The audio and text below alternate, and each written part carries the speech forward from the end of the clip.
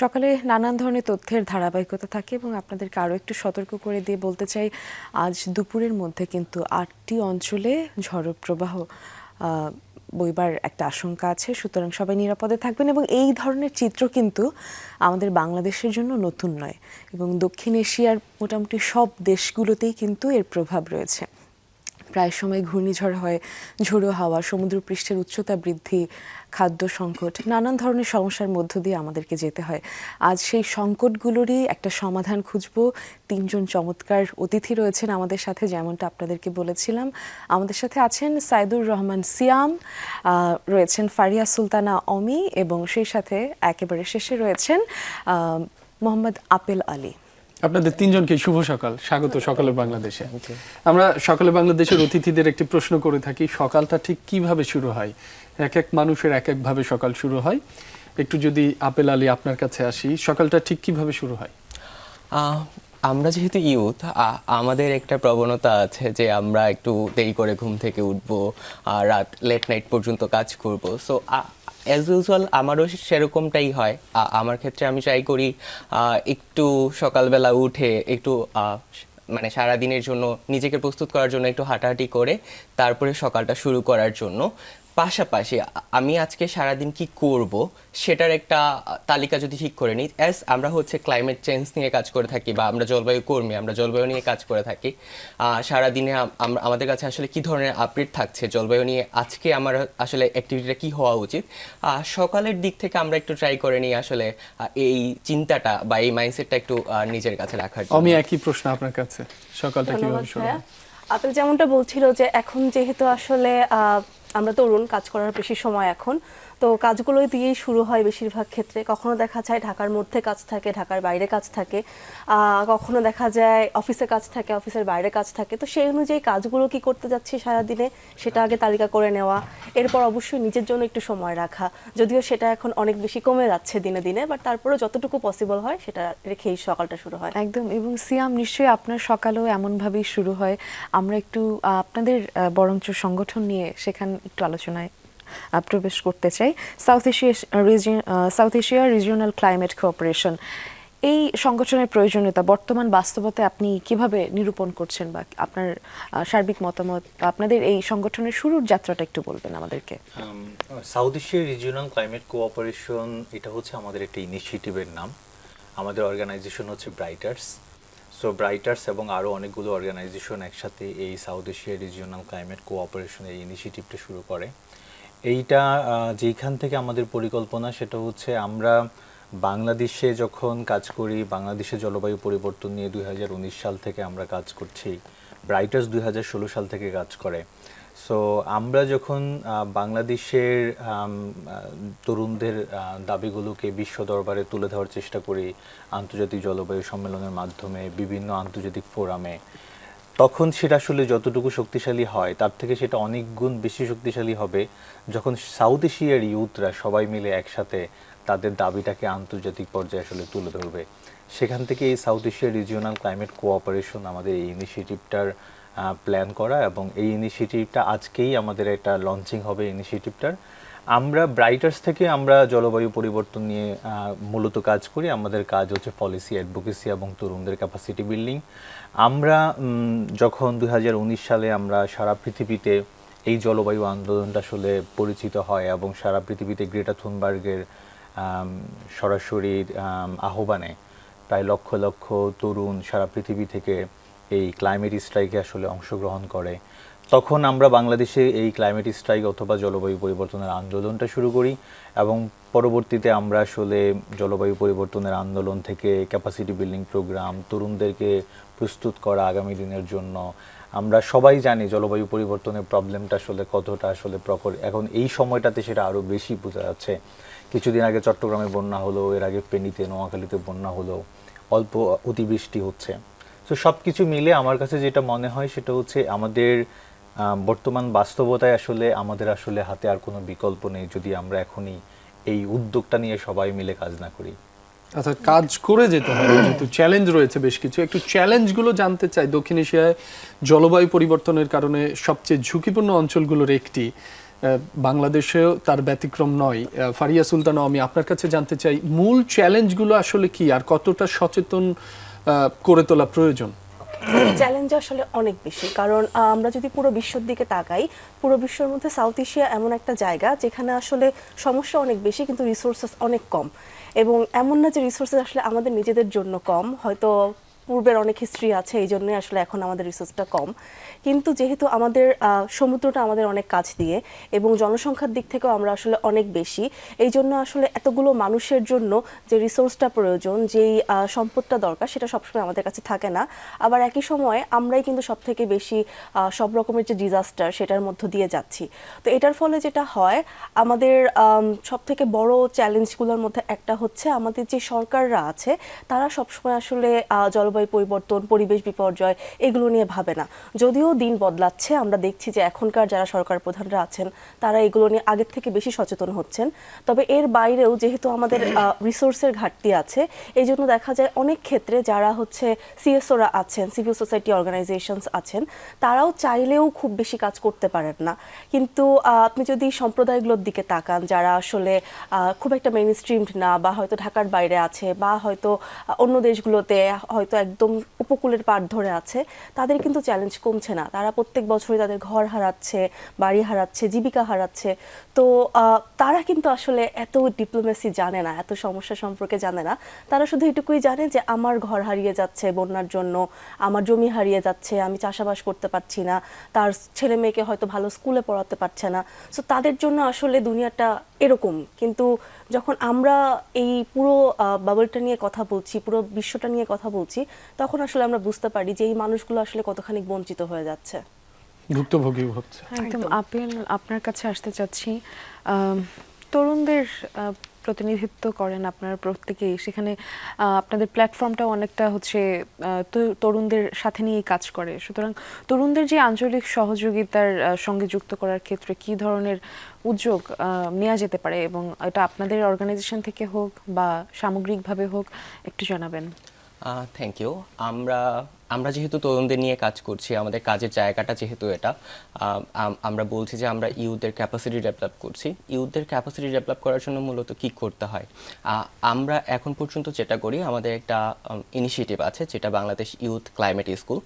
আমরা এটার মাধ্যমে আমরা লোকাল থেকে শুরু করে ন্যাশনাল পর্যায়ে যে তরুণরা আছে সেই তরুণদেরকে আমরা হচ্ছে ট্রেনিং প্রোভাইড করি, এবং এই ট্রেনিংয়ের মাধ্যমে ট্রেনিং বিভিন্ন টপিকের উপর হয়ে থাকে ক্লাইমেট চেঞ্জ নিয়ে। তাদেরকে আমরা ট্রাই করি তাদের ক্যাপাসিটি ডেভেলপ কীভাবে করা যায়। এবং আপনি যেটা বলছিলেন যে আঞ্চলিক তরুণদের আসলে তরুণদের জন্য কিভাবে কি করা যায়, আমাদের এটা নিয়েও আমরা 2022 সাল থেকে একটা প্রোগ্রাম করে যাচ্ছি, যেটাকে আমরা বলছি বাংলাদেশ ইউথ কোপ প্রোগ্রাম।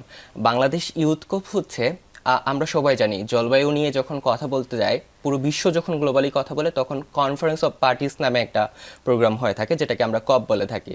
সো এই কপের আগে, ঠিক কপকে কেন্দ্র করে, আমরা কপ যেহেতু নভেম্বরে হয়, আমরা সেপ্টেম্বরের দিকে বাংলাদেশের জায়গা থেকে আমরা ইউথদের একটা পজিশন পেপার তৈরি করি, ইউথদেরকে সাথে নিয়ে, লোকাল ইউথদেরকে সাথে নিয়ে। এটা এমনটা না যে আমি ঢাকায় বসে আছি, ঢাকায় থেকে আসলে তাদের কথা চিন্তা করে তারা আসলে কী ধরনের সমস্যা ফেস করছে, কী ধরনের সমাধান হতে পারে, এটা না। আমরা তাদের কাছে যাই, আমরা রিজিওনাল কনসালটেশনের মাধ্যমে যখন আমরা হচ্ছে এই জায়গাগুলোতে যাই, তখন তাদেরকে আমরা সামনে নিয়ে বসি যে আসলে তোমরা কী ধরনের সমস্যা ফেস করছো এবং তোমাদের আসলে সমাধানটা কি হতে পারে। আমরা তাদের থেকে ফাইন্ডিংস খুঁজি, তাদের থেকে রেকমেন্ডেশন নিয়ে আমরা পুরো ন্যাশনালি আমরা একটা ইউথ পজিশন তৈরি করি, এবং এই যে ইউথ পজিশনটা, বা আমরা যেটা বলছি যে লোকাল লেভেলের তরুণদের কথাটা, এই কথাটা আমরা বাংলাদেশের যারা পলিসি মেকার আছে আমরা তাদের কাছে পৌঁছে দেওয়ার ট্রাই করি এবং পৌঁছে দেই। আমরা 2022 সালে যেটা শুরু করেছিলাম, 22 সালের শুরুর দিকে এটা ছিল, যেহেতু তখন নতুন নতুন করোনা শেষ হয়েছে, আমরা সবেমাত্র কাজে ফেরা শুরু করেছি। সো সেবার আমরা একটা অনলাইন ওয়েবিনারের মাধ্যমে এই ইনিশিয়েটিভ নিই, কিন্তু পরের বার থেকে আমরা চিন্তা করলাম যে আসলে আমাদেরকে এটা আরেকটু বড় করে ভাবা উচিত। আসলে আমরা যেহেতু ইউথদের নিয়ে কাজ করতে যাচ্ছি বা ইউথদের কথা বলতে যাচ্ছি, সো তাহলে তাদের কাছে যাই। 2023 সালে আমরা শুরু করি। 2023 সালে আমরা চারটা রিজিয়নে 4টা কনসালটেশনের মাধ্যমে আমরা সেবারের ডিমান্ডটা তৈরি করি, এবং সেবারে COP26 ছিল, আই থিঙ্ক COP26-এর আগে আমরা হচ্ছে সেটা প্রিপারেশন করে COP26-এর যে পলিসি মেকাররা বাংলাদেশ থেকে পার্টিসিপেট করছে তাদের হাতে পৌঁছে দিই। 2024 সালের ঘটনাটা একটু অন্যরকম ছিল। আপনারা জানেন 2024 সালে জানুয়ারি মাসে নির্বাচন ছিল, নির্বাচন জাতীয় হয়েছে। নির্বাচন হয়েছিল। সো জাতীয় নির্বাচনকে কেন্দ্র করে আমরা আরেকটা টার্গেট করেছিলাম, যেহেতু এটা ইউথ কপ, ইউথদের তৈরি করা একটা ইউথ পজিশন। সো আমরা সেটা কপের পাশাপাশি ন্যাশনাল ম্যানিফেস্টোতে যে নির্বাচন দলগুলো এখানে আসছে তাদের কাছে আসলে কিভাবে পৌঁছে দেওয়া যায় সেটার জন্য আমরা গ্রিন ম্যানিফেস্টো তৈরি করেছিলাম, যে ইউথরা আসলে শহর নিয়ে বা ক্লাইমেট নিয়ে, বাংলাদেশ নিয়ে এই ধরনের স্বপ্ন দেখে তাদের সমস্যাগুলো এগুলো, তাদের সমাধানগুলো এগুলো। সো এই ধরনের কিছু গ্রিন ম্যানিফেস্টো বা কিছু ডিমান্ড আমরা পলিটিক্যাল লিডারদের হাতে দিয়ে আমরা বলেছিলাম যে এগুলো আপনাদের ম্যানিফেস্টোতে থাকলে আই থিঙ্ক ইউথদের জায়গাটা বা আপনারা সেই জায়গাটা কভার করতে পারবেন এবং ইউথদের জায়গা থেকে বড় রকমের একটা সাপোর্ট পাবেন। 24-এর পর গত বছর 25, আমরা গত বছর 25-এ ঠিক 14টা ডিমান্ড নিয়ে, বা ইউথ ডিমান্ড যেটা বলছে 25-এর দিকে আমি বলছিলাম 23-এ আমরা 4টা রিজিওনাল কনসালটেশন করেছি, 25-এর দিকে এসে আমরা 6টা রিজিওনাল কনসালটেশন করেছি। 6টা রিজিওনাল কনসালটেশনের মাধ্যমে আমরা এই ইউথ লোকাল তরুণদের কথাগুলো আমরা তুলে আনার ট্রাই করেছি। সেমভাবে আমরা 2026-এও করছি। আমাদের আগামী 22 তারিখে আমরা এটা পাবলিক করব, যে আসলে বাংলাদেশে এবারের কমিউনিটির কথাও এনেছি, ইউথদের কথাও এনেছি। আমরা আসলে এভাবে ইউথদের জায়গা থেকে চেষ্টা করছি যে অ্যাডভোকেসি এবং পলিসি মেকিংয়ে আসলে কীভাবে হেল্প করা যায়। সরকার যেহেতু, এখনকার সরকার বা বর্তমান সরকার যেহেতু এই জায়গাগুলো নিয়ে অনেক সচেতন, আমরা দেখি তারেক রহমান বিভিন্ন ক্লাইমেট যে প্রোগ্রামগুলো আছে সেগুলোতে বক্তব্য রাখছেন এবং সেগুলোতে পার্টিসিপেট করছেন। সো আমার মনে হয় যে ইউথদের জায়গাটা আরও একটা বেটার জায়গায় এসেছে। ইউথরা এখন আরো একটু ফোকাসলি ক্লাইমেট চেঞ্জ নিয়ে বা বাংলাদেশ নিয়ে আসলে আমরা কি ধরনের চিন্তা তারা করি, অনেকটা ইনভলভ হচ্ছে বা হতে ইনভলভ পারবে। করা হচ্ছে Yes. প্রশাসনিক পর্যায় থেকেও। ফারিয়া সুলতানা, আমি আপনার কাছে আবারও আসতে চাই। আপেল আলী বলছিলেন বেশ কিছু উদ্যোগ নেওয়া হয়েছে, বেশ কিছু সেমিনার, সিম্পোজিয়াম, অনেক কিছুই করা হচ্ছে।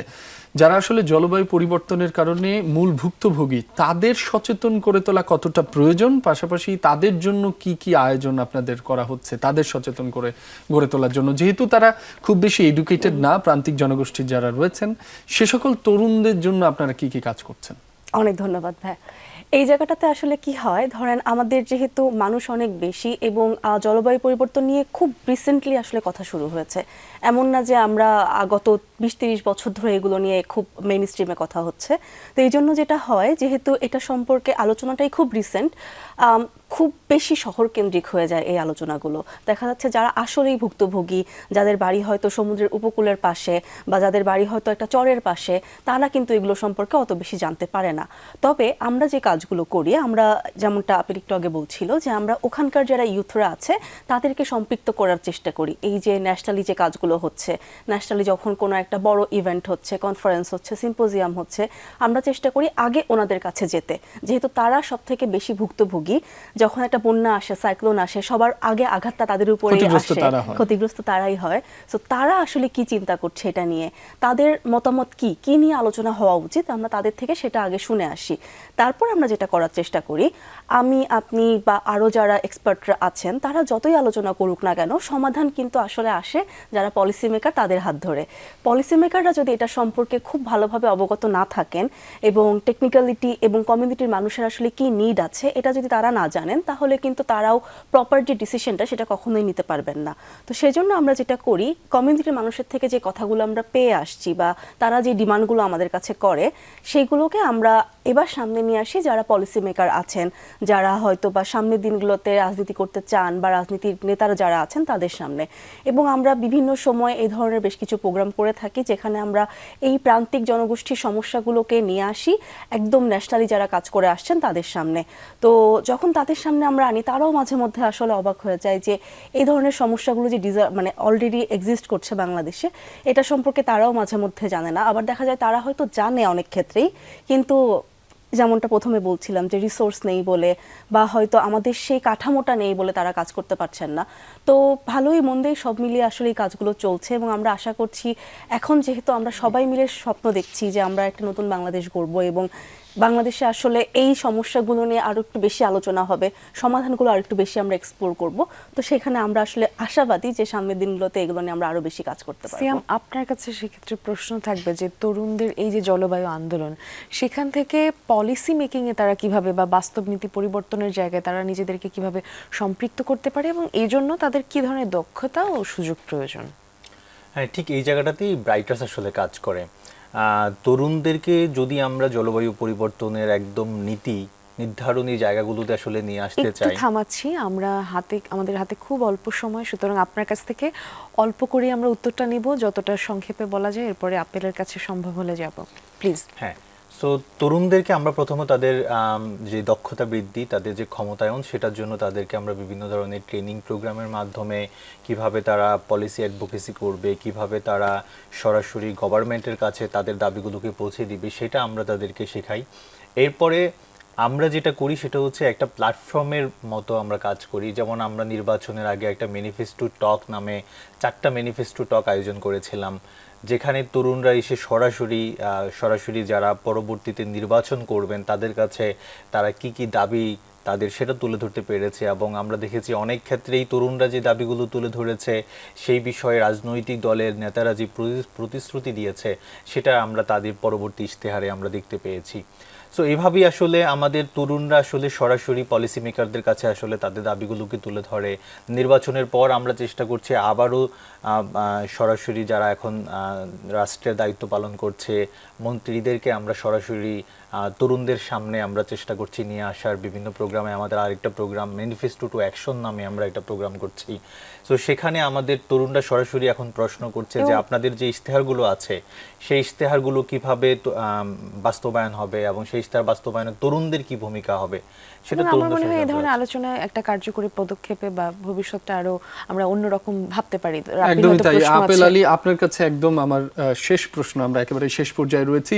আঞ্চলিক উদ্যোগে বাংলাদেশের তরুণরা কিভাবে ভূমিকা রাখতে পারে? সাউথ এশিয়ান রিজিওনাল যে উদ্যোগগুলো রয়েছে, বিশেষ করে ভারত, নেপাল, শ্রীলঙ্কা, একসাথে কাজ করার ক্ষেত্রে বাংলাদেশের তরুণরা আরো কিভাবে পার্টিসিপেট করতে পারে, ছোট করে জানতে চাই।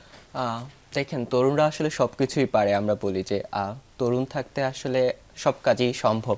সেই জায়গা থেকে আমরা যদি চেষ্টা করি, আমাদের এই অ্যাডভোকেসির জায়গাটাতে আমরা যদি একটু কথা বলা ট্রাই করি ক্লাইমেট নিয়ে, আমাদের দেশের ব্যাপারে বা বাংলাদেশ নিয়ে আমরা আসলে কী ধরনের চিন্তা করছি এই ব্যাপারে আমরা যদি একটু ভোকাল হওয়ার ট্রাই করি, তাহলেই আমরা কিন্তু সমাধান এবং সমস্যাগুলোর আসলে কী ধরনের কাজ বা কর্মসূচি আমরা করতে পারি সেই বিষয়গুলো সম্পর্কে আমরা একটা আইডিয়া পেয়ে যাই। সো আমাদের আসলে ওই জায়গাটাতে একটু সময় দেওয়া উচিত। ইউথদের জায়গা থেকে ইউথদের যে অ্যাকশনের জায়গাটা, ইউথদের অ্যাকশনের জায়গাটাতে একটু ফোকাস করি, আমরা যদি চিন্তা করি আমি একটা কাজ করছি, সেই কাজটা করার জন্য আমার পদক্ষেপটা কী হওয়া উচিত, এই জায়গা ধরে আমরা যদি আগাই, তাহলে আই থিঙ্ক আমরা সেই জায়গাটাতে পৌঁছাতে পারবো। এবং আমাদেরও প্রত্যাশা আমরা সেই জায়গায় পৌঁছাতে পারবো, আমরা আশাবাদী। আপনাদের আপনাদের তিনজনকে অনেক ধন্যবাদ। ভালো থাকবেন আপনারা। দর্শক, আজ আপনাদের কাছ থেকে বিদায় নিতে হচ্ছে, কারণ সময়ের টানাপোড়ায় আমরা বাধা। ভালো থাকুন, সুস্থ থাকুন, নিরাপদে থাকুন। শুভ সকাল।